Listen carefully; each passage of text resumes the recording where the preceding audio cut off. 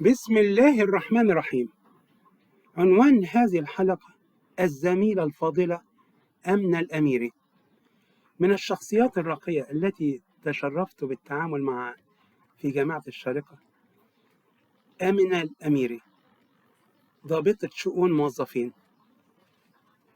هي تلميذتي، أخبرتني أنني درست لها مادة الحضارة الإسلامية حوالي عام 2015.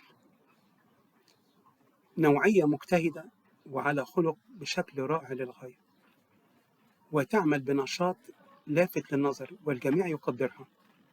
حاصلة على ماجستير إدارة أعمال عام 2020، وسعدت بالتعاون معها في عدة مرات.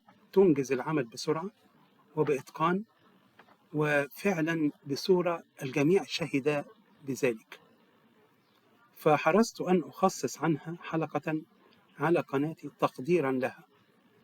وأنا أتمنى لهذه الزميلة الفاضلة أن تواصل رحلة الدراسات العليا، فتسعى إلى الحصول على الدكتوراه في إدارة الأعمال، لأنها معها ماجستير وينبغي ألا تتوقف. ثم أن لديها إرادة قوية ومن النوع الذي يعمل في صمت. وكلية الآداب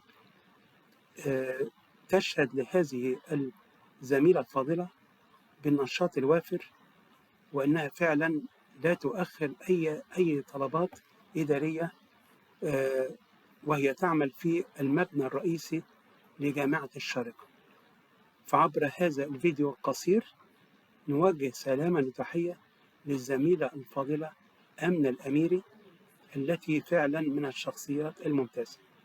وقد أخبرتني أن من هواياتها الرسم، فبين إدارة أعمال وبين إدارة موهبتها في الرسم هذا شيء طيب للغاية، وأتمنى لها دوام التوفيق.